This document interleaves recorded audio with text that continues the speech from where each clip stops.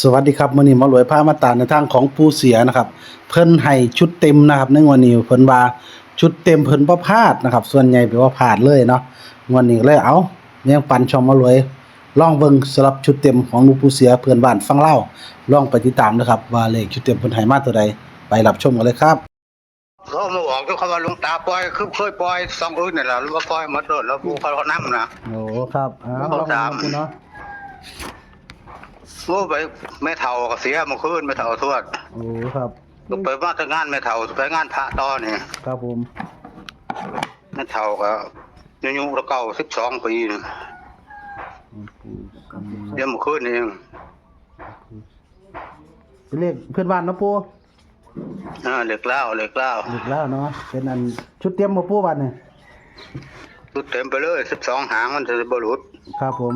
แต่12 หางก็เน้นใหายอยู่ดอกบ่มันบ่เน้นใหาย โอเค เน้นใหาย4 หาง ตัวเน้นมัน4 หาง5 หางเท่าไหร่ ปิดไว้นะ ก็ซื้อตัวเน้นมันน่ะเน้นบ่ค่อยผิดจักเทื่อน่ะเลขวิ่งมันเก่ากับ0เด้อมันนี่ ครับ สิมาอายุ มากวน มาอายุทวดนี่บ่ทวดก็เสียมาขึ้นอายุ92 ปีนี่แต่เลข0มันบ่มีนะ92มันมีแต่92มันมีอยู่ตัวนี้ ครับผมพร้อมแล้ว เลข ปู่ วิ่งรูดมันสิมี3ตัวเด้อหมอรวย ยิงโดดน้ำปู่เนาะ วิ่งรูดมันมี0มี3มี9 0 3 9 ถ้ามาให้รูด0แล้วถ้ามามัก0รูด0 9ร้องเท่านั้นแหละ ครับ เลข3ตัวนี่บ่ให้หลายดอกให้แต่2 หางเท่านั้นแหละ ครับมาเลยปู่3ตัวครับ 3ตัว905 905 406เท่านั้นแหละบ่ให้หลาย 06ครับผม ให้หลายโยมคือธรรมดามันก็เข้าทุกวันละ2ตัวบัดนี้ 2ตัวนะปู่เนาะ 2ตัวมัน12 หาง ครับผมมีตัวใดแน่ครับ 292 93 ปู่อย่าเร็วปู่92 93ครับต่อครับ 03 03 62 62 40 40 50 50 60 60 จักหางแล้วนั่น 1 2 3 4 5 6 7 7ละปู่ หลายเลย 14 14 15 15 85 85 95 ครบแล้วมั้ง 1 2 3 4 5 6 7 8 9 10 11 7ปู่ ยังอยู่คู่หนึงเนาะ ครับ 06น่ะ 06ได้ละปู่โอ้ได้60แล้ว 09 09นะ บอก ปู่ ผิ เนาะ ด09 ครับผมอันนี้ชุดเตรียมนะปู่เนาะ ชุดเด่นมาเด้อปูเนี่ยให้ ชุดเตรียมมันเข้าเบิดนะปู่แล้วก็ตัวได้ปู่ตัวเน้น นั่นให้4 หางเด้อ ครับ 93 93 62 62 4060 40 60 แต่โตปูมักส่วนโตนี่93กับ40 93 มัก 40 จะส่วนโต ครับผม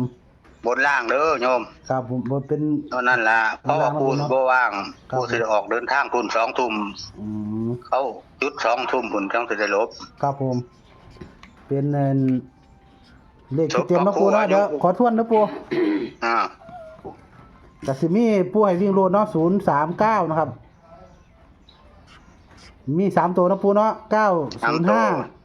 406ถูกต้องนะปู่เนาะ ปู วันนี้เลข2ตัวนะครับปู่ให้มา12คู่เด้อมาเลยทวนให้ฟังนะปู่เนาะ92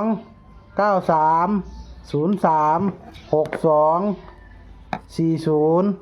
50 60 14 15 85 95 09พวกว่าสุดเตรียมปู่เขาสุงวดนะปู่เนาะ เขาสุฮอดบ่ค่อยผิดดอก ครับไอชุดเตรียมปู่เขาดี เขา เพิ่น บ่ บอก ล่าง จัดเด้อ นํ นะค ไป รับ ฮอดลาวอุบลพุ่นตัวสุฮ ค อ รั ด บโอ้โหไปฮอดอุบลได้แต่ปู่ อุบลเขาประจำเลยแหละ ครับผม นะครับ เลขทูบบ่เลขทูบ เลขทูบว่าวดอกบัวมันสิหลาย บ่ต้องเอาดอก ครับ ปล่อยมันดอก ครับ เลข909มันถือก็ ไม่เท่านั่นอายุ92ถือไม่เท่าเสียเมื่อคืนไม่ใช่ทวน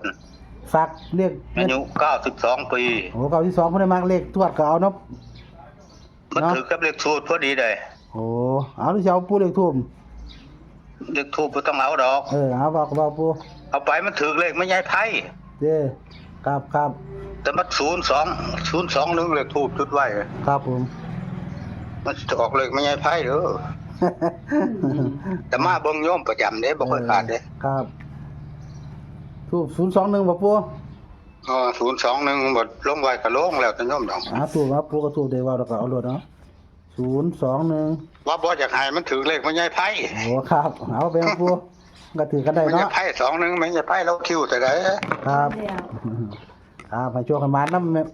เดี๋ยวปู่เด้อครับเป็นกระจอกดอก ครับผม ไปเบิ่งสองอื่นก็บ่แม่นกระจอกหรอกครับแค่ท้องหมอรวยนี่บ่ดังเลยว่ะ อาถรรพ์จังหน่อยเด้อปูช่องมารวย ดวงสตาร์บ่เข้ากันบ่ไปสองอื่นคือมันบ่หลุดจักเทื่อว่ะ ครับบ่มันนั่นมันยากๆจังหน่อยช่องมารวยปูปล่อยคู่ขากันกับหลวงพ่อพิษณุโลกเลยไปส่องไหนไปนํกันหมด อาถรรพ์จังหน่อยช่องมารวยแต่ว่าก็บ่ได้ดอกปู หมอรวยนี่อาถรรพ์โยมเยอรมันเราโทรมารู้เรียกหมอรวยอาถรรพ์ได้ปู่แล้ว อาถรรพ์อยู่ โทร ต้องเกียรติ ปล่อยน้ำอยู่ตัวเราโทรมาเล่นน้ำประจำหมู่บ้านเราก็โทรมา ครับ คุยเป็นชั่วโมงได้บัดเพิ่นโทรมานั่น ครับให้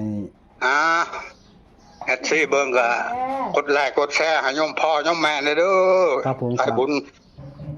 ผู้เสือก็บ่ยังฝากดอกแค่คำนวณเนาะเวลาถึงมันก็เต็มเวลาหลุดมันก็ธรรมดา ครับผมมีขอไม่รู้นะปูเนาะ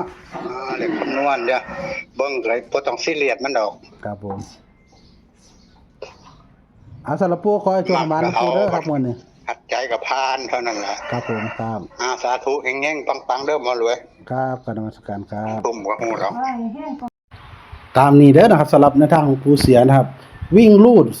039นะครับจับกู3ตัวให้905 406นะครับส่วน2ตัวบนรางเนาะ92 93 03 62 405 060 14นะครับแล้วก็15 85 95 09เป็นชุดเตรียมเลยนะครับเพิ่นวงให้พร้อมมีเด้อพี่น้องวงให้คือ93 40 60แล้วก็62เท่านั้นนะครับส่วนเลขทูปเพิ่นให้มา021ก็ลองพิจารณาเอาเด้อนะครับสำหรับในทางของหลวงปู่เสียตำลาวเย็นนี้นะครับเนาะจุกๆมันๆนะครับสำหรับในทางของหลวงปู่เสียเย็นนี้กันครับ